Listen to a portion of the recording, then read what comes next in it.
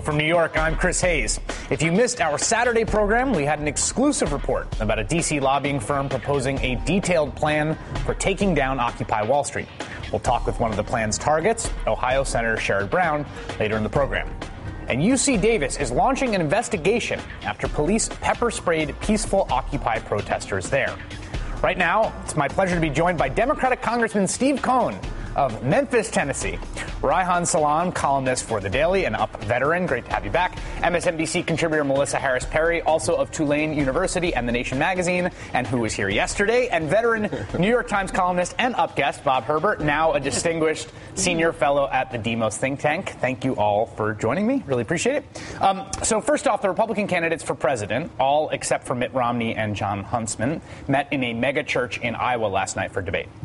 It was called the Thanksgiving Family Forum and sponsored by a group called the Family Leader, which is a Christian group dedicated to the principle that, quote, God is the ultimate leader of the family. The six candidates sat shoulder to shoulder around a table decorated for Thanksgiving, complete with a cornucopia. Representative Michelle Bachmann poured water for everyone, which I thought was sort of a strange moment. Out of the six candidates broke down and cried, actually. Rick Santorum, Michelle Bachmann, Herman Cain, and Newt Gingrich cried when asked about a moment that led them on a path to God, which I found affecting, actually.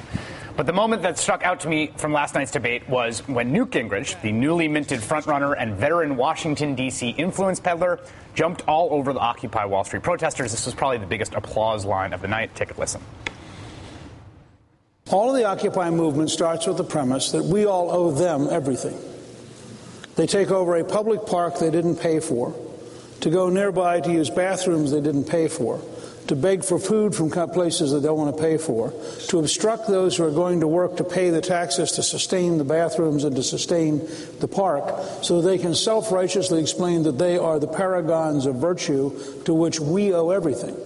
Now, that is a pretty good symptom of how much the left has collapsed as a moral system in this country and why you need to reassert something as simple as saying to them, go get a job right after you take a bath. We cut out before the boisterous applause in response to that line. There's this line on the internet among liberal bloggers, which ironically caricaturizes conservative attacks on liberals as dirty hippies. But I think it's very interesting that we've actually seen a return of the unironic employment of dirty hippie, literally go take a bath. Bob, what did you make of that? You mentioned a strange moment. I find this Republican primary campaign to be a strange moment in our history. It's hard to believe they could have a collection of candidates so poor. But the thing that strikes me about Gingrich's comment there is just not how factually fouled up it is, but just how mean-spirited it is and how inappropriate it is to a moment in our country in which we have a lot of problems that we do need to pull together to work on and try to solve. And one of the things I think that we talked about yesterday, and Congressman, I'd be curious to hear your thoughts on this, is the way in which in the 2 months that Occupy Wall Street has been going on, it has become recently, I think, a more polarizing presence in American public life. This is represented by the polling, and it's represented by the fact that telling the protesters to go take a bath is a big applause line for this audience. It's sort of gone. I think if there was a beginning, some hope of sort of transcending red-blue lines with Occupy, it seems like maybe it's falling into the more familiar patterns of ideological polarization. Well, it is. I think people hoped at first and thought at first that the Tea Party folk would have some understanding that their original issue, which was the banks and Wall Street, that they would relate somewhere, and we could see that they would maybe see they've fallen off the wagon, that they started off being against Wall Street, and now they've done what the Koch brothers want them to do, whatever it is, and they just kind of follow along on whatever issue they're told to follow along on. They forgot all about Wall Street. Wall Street is really the enemy. And that's what this election's about, and that's what this country's about. Are we going to care all about the rich, all about the upper 1%, and all about folks in Wall Street who don't understand what it's like to get a job? Gingrich can say that, go get a job. We don't have jobs. Right. Newt, you can't get a job, even if you're qualified, even if you're capable. If your credit score is not at a certain level, if you've been unemployed for a while, even if you're talented, there aren't jobs out there. And the Republicans aren't trying to create jobs. And that's what the whole thing is about. Do you create jobs, or do you just cut? And then he says they didn't pay for the parks. Yeah, they did pay for the parks. Taxpayers paid for the parks. And even people that aren't clean and maybe need a bath, they paid for the park too. Right. And Newt doesn't get that. Reihan, the Get a Job line, which has now become a sort of recurring response, I think, to Occupy Wall Street, obviously it angers me because I think it's an unfair shot at people. But it also seems to me that the theory of why we have so much joblessness is a little incomplete on the right. And I'm curious what your reaction is here when you hear the sort of Get a Job line, because it seems to me that if you think people are just being lazy, then you have to come up with some theory why so many more Americans got lazy in this period of time after the financial crisis, right? I mean, clearly there's something structural going on. It's not just layabouts. Well, I have a very different view of the broader situation and how it's interpreted. And I think that ultimately, for example, there's a guy I know, is a friend of mine, who had worked until recently at the New York Times, and who, since he was let go, has been spending a lot of time with the Occupy movement. And I believe that you might also know him. And he's a guy who is a kind of very warm, gregarious fellow, has an Ivy League education, kind of, very thoughtful, articulate guy, who feels energized by this movement, and also there's a community around it. Now, if you're someone who's living in New York City, who's working in news media, as I do, as some of the folks around this table do, you're inclined to think about those folks differently. Whereas if you're kind of from a very different cultural context, then you're inclined to pay attention to different things and different pieces of the movement. Point. Because like any large movement of this kind, it's something that attracts a wide variety of different kinds of people. Are there some people who, for example, are people who are inclined towards any activity of this kind as, a magnet for agitation? Yeah, that's definitely part of it. Are there also people who are, sympathetic, people like me, people who are middle-class folks who are kind of out there? I think that is also very true. So I think that just as the Tea Party movement gets refracted through these different cultural frames, that's what's happened with the Occupy movement. And I think that people use some pretty nasty language to talk about people with whom they disagree because, again, they come from different universes, different contexts, and empathy is something that we all tend to fail at. That's a quintessentially Reihan comment, but I think there's a lot of truth to it. I think that this I was surprised by the fact that it got so much, that the Occupy line last night got so much applause, and I do think they're really surprised. I was a little surprised actually. So I was thinking a bit about this and why maybe particularly in that context it would get it. So one of my favorite kind of quirky findings in cognitive and social psychology is this just world theory, right?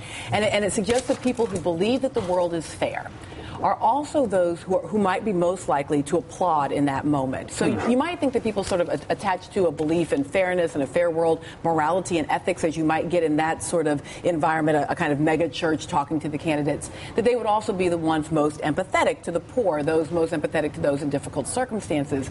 But over and over again, we find that those who believe that the world is fair and just will also look at those who are not succeeding in a circumstance and say, well, if the world is fundamentally fair and just, then your lack of success, your failure must be your fault. In order for me to maintain this belief in a fair and just world, and particularly a fair and just and omnipotent and all-powerful God. Right. Because if God is fair, just, and omnipotent, why wouldn't he just fix things? Right. Except that some people must be outside of the purview of that loving Calvinism. God.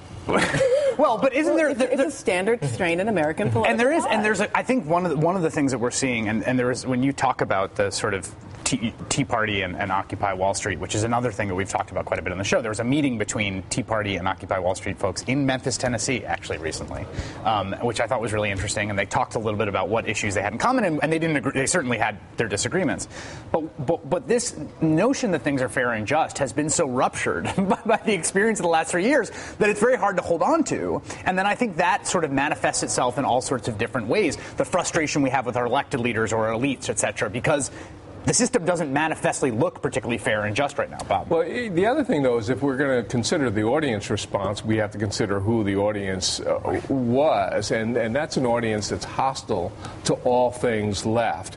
And when Gingrich refers to we and talking about the Occupy Wall Street stuff, you can infer from that he's talking about we being the 1% versus the 99% that the Occupy Wall Street crowd talks about. Now, whether they're actually from that 1%, doesn't matter. They're hostile to the idea of everything that's liberal. But I think, Reihan, you're shaking your head. I don't think they do. The point is that the 99%, 1% frame is not accepted fundamentally by the folks in that room and by Newt Gingrich and by a lot of people on the right, Reihan? I mean, yeah, I think that's definitely true. I think that, the idea is that polarization is not the appropriate polarization. Right. Rather, there's a different polarization. So, one polemical version of it is that it's people who contribute versus those who don't, or whatever else. But there are many other ways to think about it. Well, I'd like to make one more point, because I have to disagree somewhat with that. Because I'm sitting here watching decade after decade. No one wants to talk about class warfare, but I'm sitting here decade after decade watching warfare on working people and the poor in this country,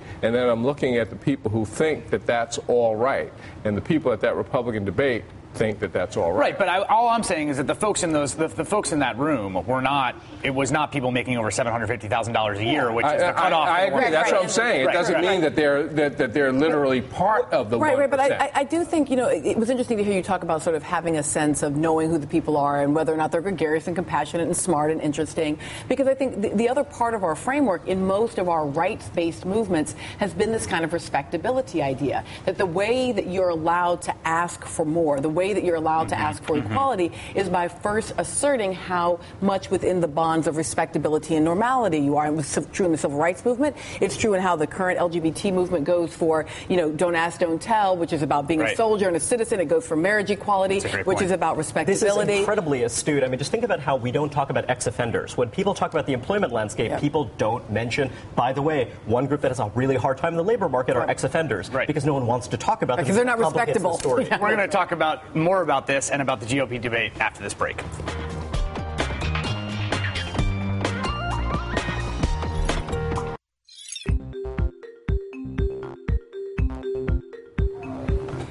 Every Day I'm Hustling by Rick Ross. That is a special dedication to all the lobbyists who watch Up with Chris Hayes. We know every day that you are hustling. All right, back at the table. I thought it was going to be Hustle and Flow. Yeah, that's from Memphis, Tennessee. That's right. There you go. So it's hard out there. From Rick, I know, right? From Rick Ross to the Iowa Family Forum. A transition no one else will be making this morning, I think. Newt Gingrich, I thought, I paid special attention to him last night because of his sort of the fact that he now is kind of a front runner. And one of the things I think that is appealing about him is that he's a dexterous politician. I mean, say what you will about him. Whereas other people who have kind of tried to occupy the anti-Romney portion of the electorate have gotten into trouble by making impolitic statements or having gaffes or being sort of under-briefed. Gingrich is very sort of clever, and he's been doing this a long time. I want to show this quote of him talking about, it was an abortion question last night. It was an extended hypothetical that was actually kind of preposterous because the hypothetical was, after you become president and Roe v. Wade is overturned, what will you do? Those are the conditions of the hypothetical, which seemed a little like putting the cart before the horse. But here's his response to his feelings about Roe v. Wade nationally. The degree to which the left is prepared to impose intolerance and to drive out of existence traditional religion is a mortal threat to our civilization and deserves to be taken head on and described as what it is, which is the use of government to repress the American people against their own values. So he's sort of employing these kind of culture war tropes, and then this is him seeming to flirt with personhood, which is we talked about the Mississippi Personhood Amendment, which actually was defeated, but is sort of the most radical possible conceptualization of a legal regime that would ban abortion. Here he is. Part of what I would like to explore is whether or not you could get the Congress to pass a law which simply says personhood begins at conception, and therefore, and you could in the same law block the court and just say this will not be subject to review, which we have precedent for. You would therefore not have to have a constitutional amendment because the Congress would have exercised its authority under the 14th Amendment to define life and to therefore undo all of Roe versus Wade for the entire country. Now this is a radical position, and Congressman Cohen, as a professional politician, one must admire the fact. I heard him say this, and I thought to myself, "Oh my God, he endorsed personhood." But then I went back and I looked at the transcript, and he says, "Partly what I would like to explore is whether or not you can get Congress to pass." This is something that you have to practice at if you want to be professional politician, am I right? To deftly thread the needle, telling the audience what they want to hear, not found yourself committed to positions that you can't later defend? Theoretically, and I think that's probably what people think of politicians as bad, and I kind of listened to that, and I thought, you say a professional politician, and some people would take umbrage at that.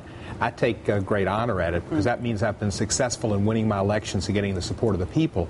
Mitt Romney always kind of says he's not a professional politician, and the only reason he is because he's been a failure and he's lost so many elections. His goal has been to be a professional politician. He's a failed non-professional politician. He's stuck in Class A baseball. He can't make it to the majors. He can't even make it to AAA. Some smack talk from Representative. Not true. And these people that knock politicians. I'm a businessman. He's a businessman because the people rejected him more times than Chuck Wepner got hit by Joe Frazier.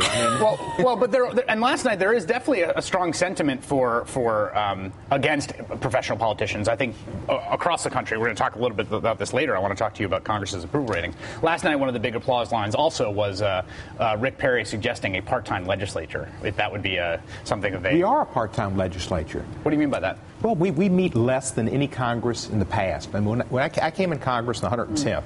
And that was in 2007. And we met regularly, and we met 5 days a week or 4 days a week. We worked hard. We passed major legislation. It was really proud to be in the Congress.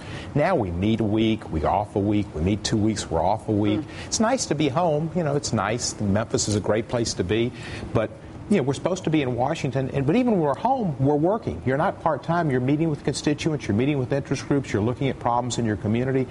Rick Perry doesn't understand Washington. In fact, he wanted to secede from the country, so he wants to make us part-time. 2 years ago, he wanted to make us non-existent because he was going to have his own Congress down there in Austin.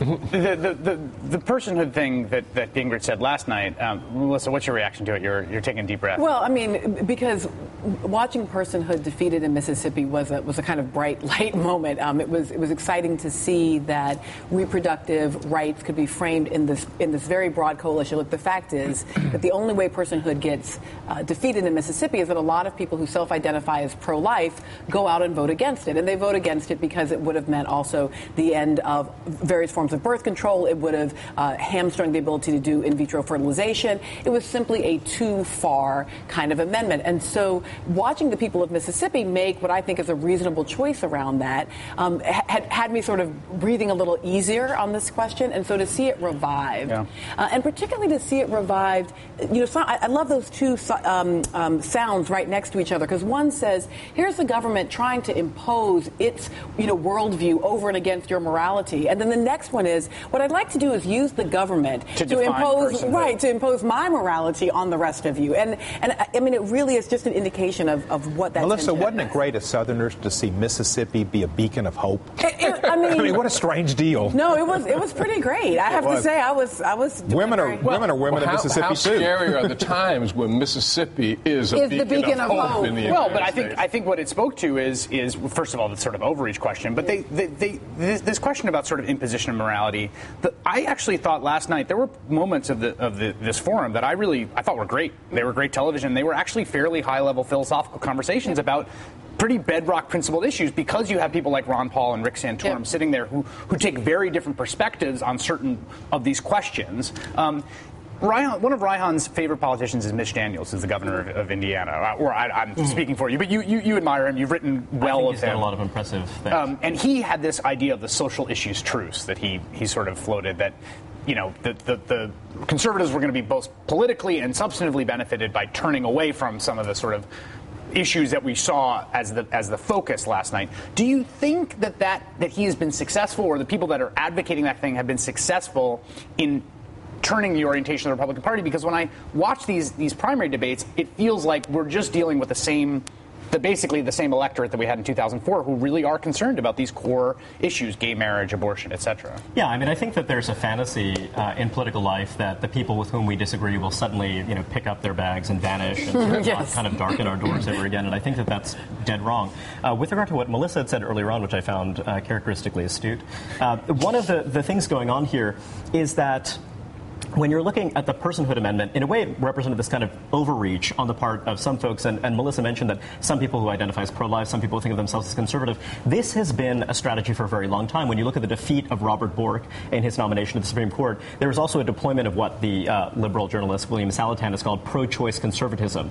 That is, rather than a rhetoric of reproductive choice as such, which oftentimes is aligned with other kind of center-left ideas, for example, the idea that one would affirmatively provide poor women with resources to pursue abortions, etc. The pro-choice conservative idea is, as he describes it, is this idea that we're protecting the autonomy of the family. It was actually using calculated language to appear particularly salient to Southerners, to people who actually fear the imposition of state authority on their lives. So here you have an interesting situation where there is a strain of religious conservatism that sees the state as an affirmative defender of human life. And Rick Santorum spoke up last night for that position, and he was attacked for it by Absolutely, and that position isn't necessarily the majority position on the right. It actually is an interesting cleavage or fragment that I think that some liberals have been able to exploit constructively. I want to talk to Congressman Steve Cohen about life as a member of Congress, particularly life as a member of Congress in the minority in the House of Representatives right after this break.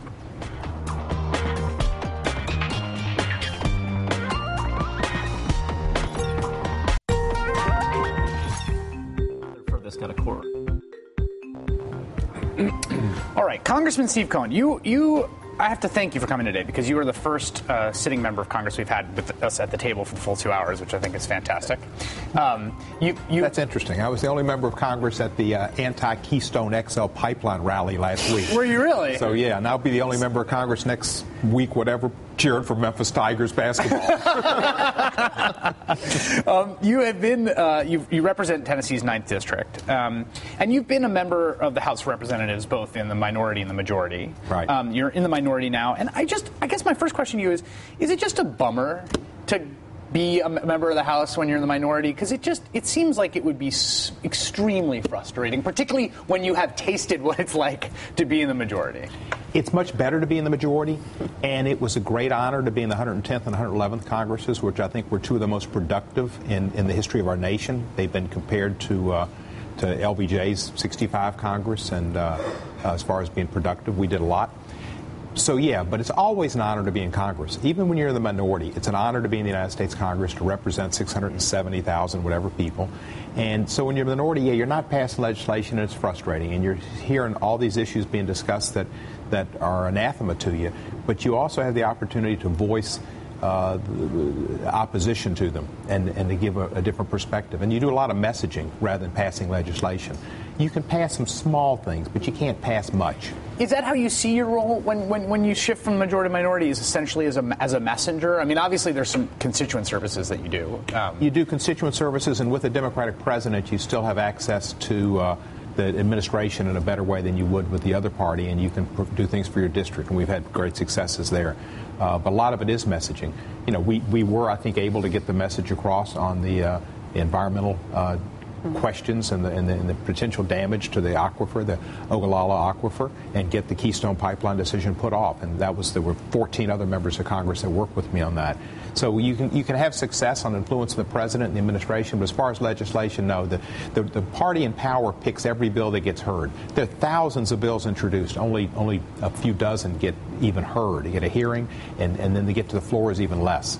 So you don't get your bills that you really care about, and you don't have that feeling of exhilaration of passing national health care, which has been something that's been around for so many years, and civil rights legislation and women's legislation and environmental legislation. You're fighting against your messaging. You've been in Congress for how many terms? This is my third term. This is third term. Right now, I want to show you a chart that we're passing around the office this week, which really cracked us up. It's a chart of things that are more popular than Congress. And there's a whole bunch of things on there, including the IRS is more popular than Congress. I think my favorite is the U.S. going communist, which is at 11%. And then the United States Congress comes in at, I think, at 9% there. Yeah. So there are a whole number of things that are more popular than the United States Congress, including the U.S. going communist, yes, which really cracked me up. There's a larger constituency for the U.S. going communist than I would have thought, but that's a side comment. That's my base for my maybe it's popular just because they would find it fun or interesting, not necessarily because they support it. Right. So, I mean, the sort of unfunny part of this, right, is that Congress has historically low levels of public trust as an institution, and how do you understand that? What's your theory for why Congress is so poorly trusted right now? There's several reasons, I guess. One is we haven't been very productive, particularly in this Congress. But secondly, the American people are so polarized, and you see that in Congress, too. And the Democrats and the Republicans, we're two different animals as far as where we see government. Should government exist? Should government be an umpire and help people and give them a chance and try to make give the middle class an opportunity and keep the American dream flourishing? And the other side is all about job creators and the rich. But just to respond to that, I mean, what you have is you do have a situation where the low congressional approval extends through Republicans having the majority and Democrats having the majority. It seems much more of an institutional issue than a partisan one. I mean, if you look, and I've been looking at this data for a book I've been writing. The institution needs to change in many ways, and part of it is campaign finance reform. A lot of members of Congress, when you get up to one of the first things you find that you didn't expect is how much time people spend raising money, call time. And that takes away from your working with your constituents, working on issues, and it does make you more necessarily involved with lobbyists and special interests. And so I think public financing of elections would make Congress a better place. I think House members running every 2 years makes them totally into raising that money into that cycle of politics and not into governing. And I think that needs to change.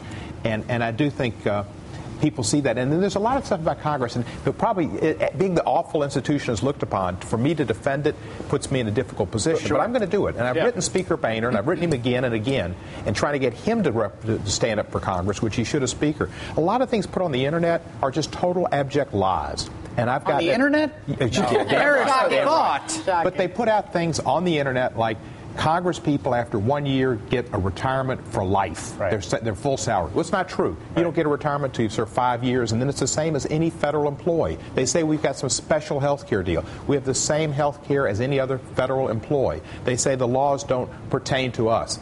Well, the police person who gave me that ticket for talking on my cell phone and not having my seatbelt done, she didn't care about that, and I paid it. That's dangerous. You should buckle up and not talk on your cell phone.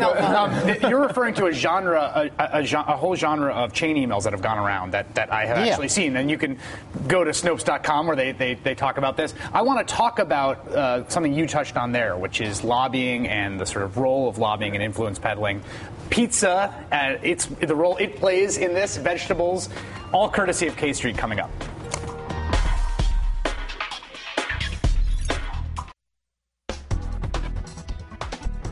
Which is kind of...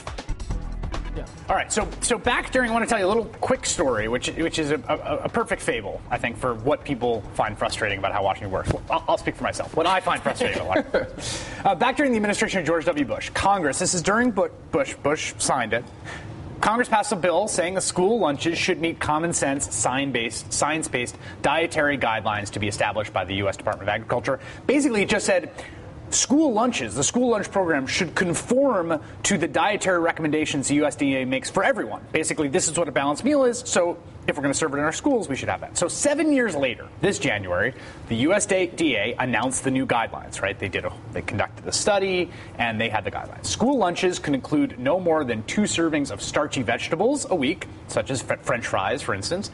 And anything less than half a cup of tomato paste would no longer be considered a vegetable. As it stands right now, 2 tablespoons of tomato paste make something a vegetable, which means that frozen pizza counts as a vegetable. And ketchup. Right. So according to Politico.com, big commercial food companies like ConAgra and Schwan spent $5.6 million lobbying appropriation committees members to change the rules. And this past week, both the Senate and House voted to overturn the common sense science-based guidelines, which is, of course, a victory for the Potato Council, that's a real thing, and the frozen food industry. And this is at a time when a third of American children are obese and overweight, and almost 32 million kids participate in the school lunch program. Michelle Simon wrote about this on Grist.org, and she recaps the whole story in one great, incredulous paragraph, which I want to read.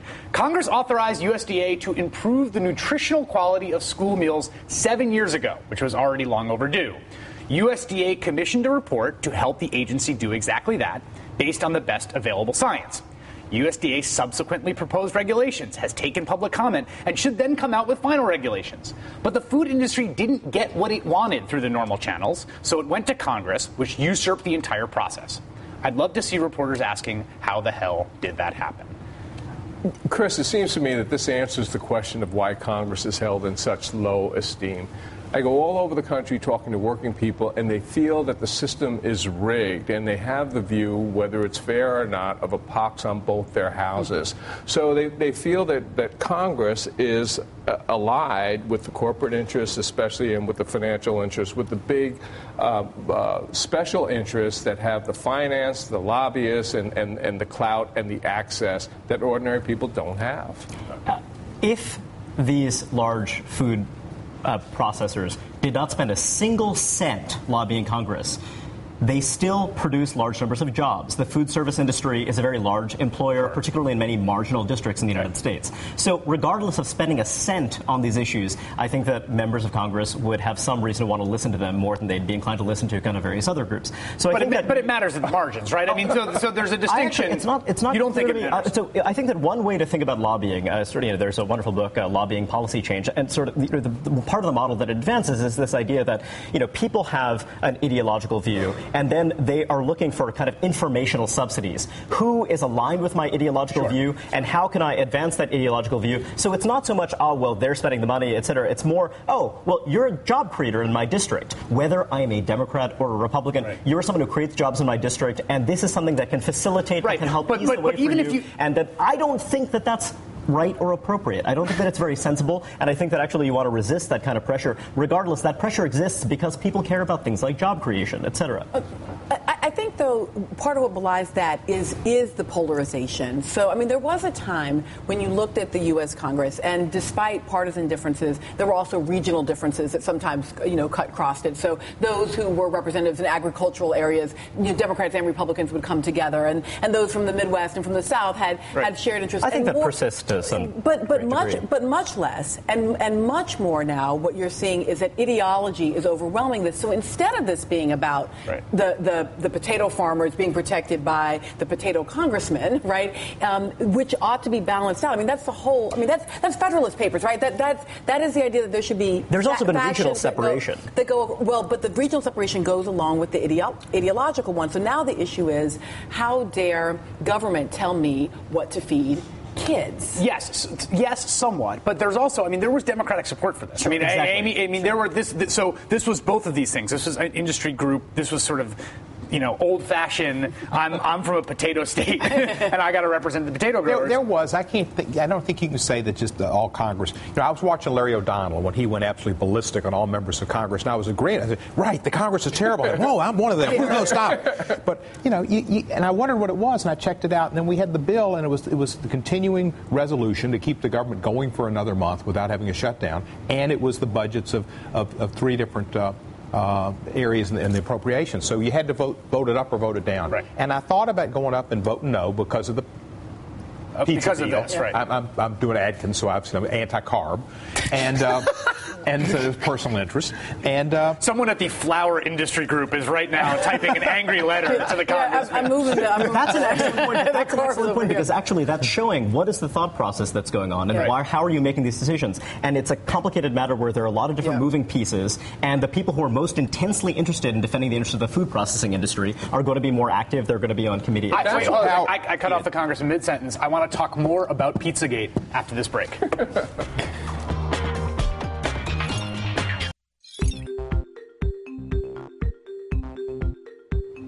So, Representative Steve Cohn of Tennessee, the 9th District in Tennessee. Memphis, Tennessee. I cut you off mid-sentence. You were talking about going up to figure out whether you were going to vote up or down on the continuing resolution, I guess it was, right, to fund 3 different agencies and fund the government. And it included the pizza deal, which would essentially allow pizza to continue being counted as a vegetable for the purposes of school. Right. Now I was being facetious about, I am on Atkins, but I was being facetious as far as I think that's part of my consideration. But I did want to vote against it because I thought it was so awful. But you have to look at what you have to vote the package up or down. And the package had more money for legal services than from the Senate side than the House. That was in the bill. More money for legal services. That's important at this time, and people need them. More money for the COPS program. That's something that's very close to me.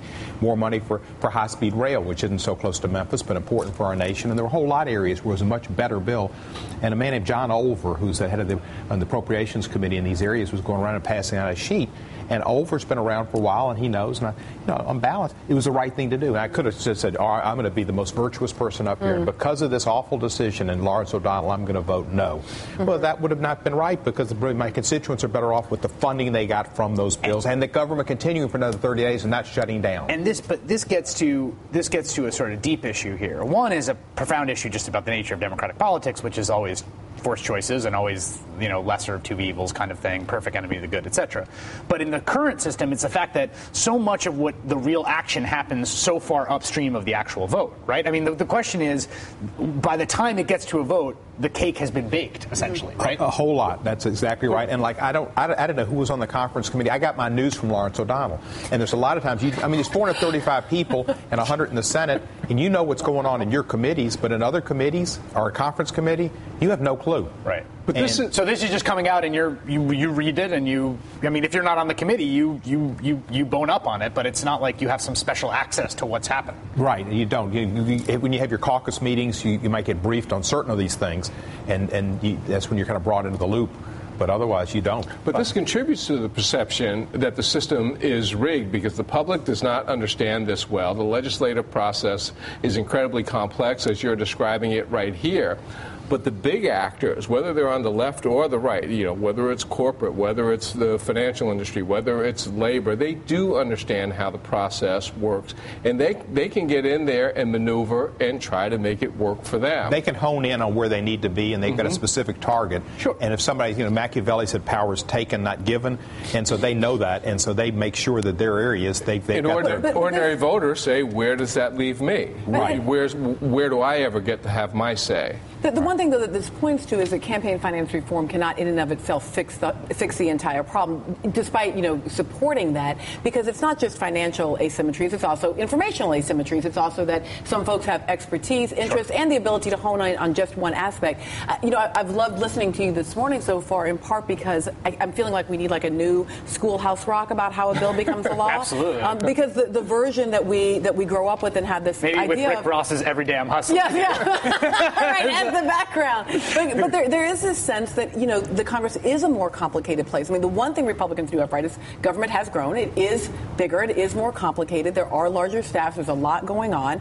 And it also, however, points to the fact that being a professional politician, or we might want to call it an expert elected official, has value because you actually learn over time how to run this. I want to talk more about Congress when we come back after this break.